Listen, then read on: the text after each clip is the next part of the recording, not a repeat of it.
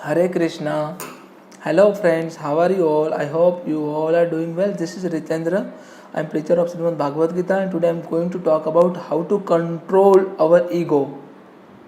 Ego को कैसे control किया जा सकता है एंड उसके लिए क्या क्या अलग स्टेप है और हमारा ईगो जो हमें सत्य ट्रूथ कभी दिखने नहीं देता उसको कैसे मतलब कंट्रोल किया जा सकता है. Our ego is our true enemy.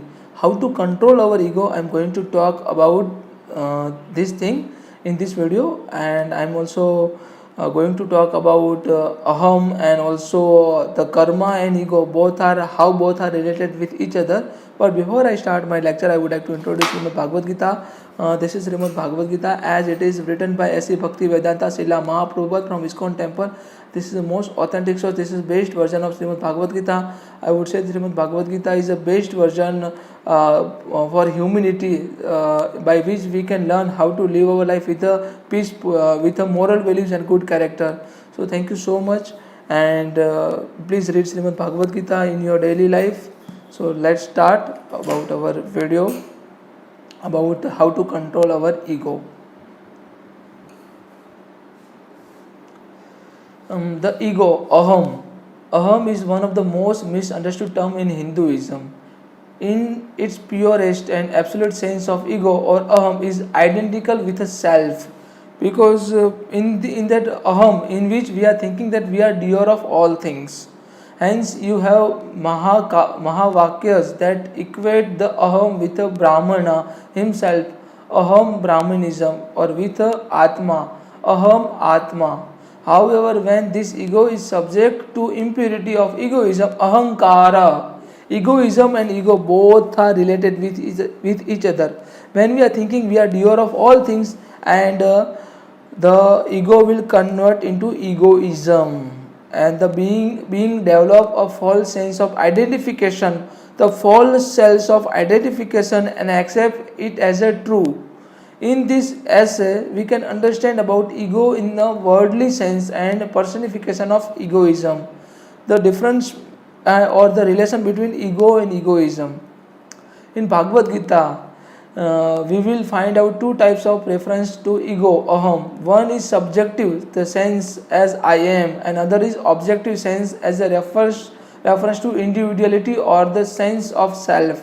For example, when Arjun say कथम भीष्म अहम सांख्य द्रोणाच मधुसूदना, मैं मतलब भीष्म पितामह को और गुरु द्रोण को कैसे मैं मतलब उनके ऊपर अटैक कर सकता हूँ, मैं कैसे अटैक कर सकता हूँ, which means how I am going to attack Bhishma and Drona in battlefield. O Madhusudana, he is using अहम in the subjective sense to refers to himself. And when Krishna said निरामामो निरा अहंकारम स शांतिम अधिगच्छति, which means those without sense of ownership, egoism attain a peace. Without sense of ownership and egoism attain a perfect supreme peace. He is referring to aham in objective sense as egoism. Subjective is ego and objective is egoism. The word aham appears in the Bhagavad Gita numerous times, mostly in the subject sense. Sometimes it appears in association with other words such as nigraham, which means self-restraint or self-restraining of ego. The word is also hidden as a suffix in many words to denote aspect of subjectivity or individuality. For example, agraham means anger, dukham means sorrow, sukham means happiness, graham means grasping one, and purusham means individual self. Two type of selves. The self is universe, eternal, and one and without division. The expansion or exalted feeling that I am everything. Listen it very carefully. I am everything. I am all this. This doesn't constitute egoism. And however, the feeling that I am so and I have this and that constitute egoism or ahankara. When the universal self is covered with the impurities of delusion and ignorance, when the universal self is covered with impurity of delusion and ignorance, it develops this limited view of itself as separate entity which we recognize as ego. What is ego? The universal self is covered with the impurity of delusion and ignorance. Impurity of delusion and ignorance. It develops this limited view of itself as a separate entity which we recognize as ego. Thus, the ego is feeling of separateness, the sense of duality, or the idea of being distinct and different from of others. It is false perception of oneself as a separate being or limited being. Egoism creates the limitations of space and time in which we become stuck. Listen it very carefully. Egoism both destroy the relation. The person who is with ego, that particular person will never love to anyone. That particular person will never perform his or her prescribed duty perfectly. Egoism creates the limitation of space and time in which we become stuck. Since it exists in all us as an individual consciousness, it is universal feeling. Ahankar is that which shaped by egoism. It manifests in us in several ways, such as the following: ownership and doership. First one is ownership and doership. Ahankar. How will we get ahankar? Ahankar means, in order to get ahankar, there are several ways. First one is ownership or doership. Second one is desire or attachment. Third one is pride and arrogance. Fourth one is self-esteem. Fifth one is selfishness. Sixth one is self-centeredness. Seventh is aggressiveness or aggression and competitiveness. Eighth one is judgment, opinion and criticism. Judgment, opinions and criticism. Ninth one is identification with the mind and body. Identification with the mind and body. Tenth one is fear, suffering, anxiety, anger, stress and so on. Fear, suffering, anxiety, anger, stress and so on. In a limited sense, aham also means pride or arrogance. However, it is rather an effect, ego or sign of egoism. When a person is overly proud and conceited, mithyaviman, we say he has a lot of aham, means he is very egoistic person. Any feeling, thought, idea, expression, action or response which arise in the state of duality or predict the state of subject and object has ego as its source. In a worldly life, you can't live without ego. You need it to assert yourself, survive and succeed. However, in spiritual life, it becomes a barrier to liberation. In spiritual life, it is very bare. Ego is a barrier to get a liberation.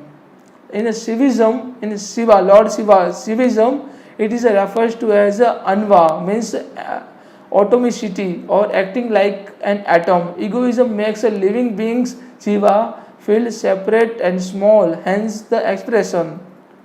The ego is universal phenomena. Everyone has an ego. Even God and highest Isvara has it. Whoever manifests or become distinguished from Brahma as being has it. Only Nirguna Brahman without quality has no ego. Everyone else, including a Saguna Brahman, has it.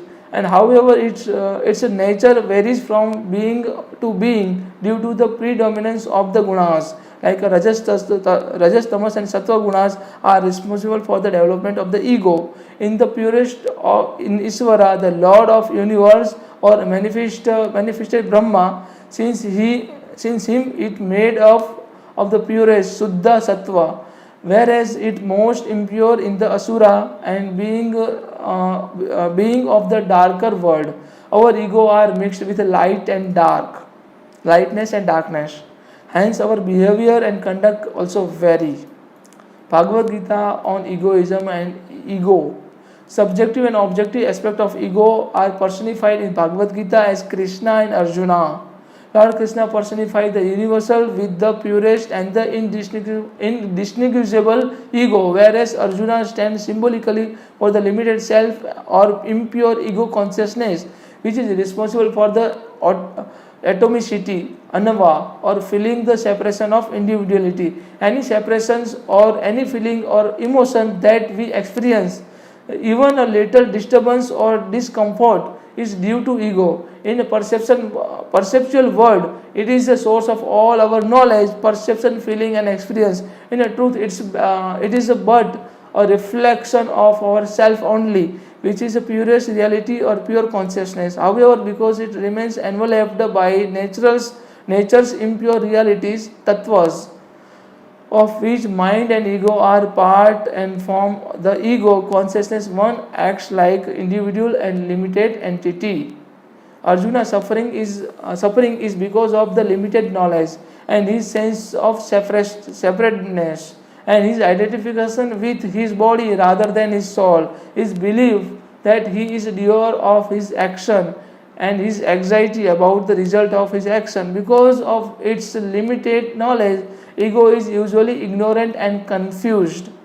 Because of limited knowledge, the people who have limited knowledge, the ego is usually ignored and confused. These qualities are reflected in Arjuna's suffering and his doubts and anxiety about fighting with his opponent. His suffering is suffering of his ego.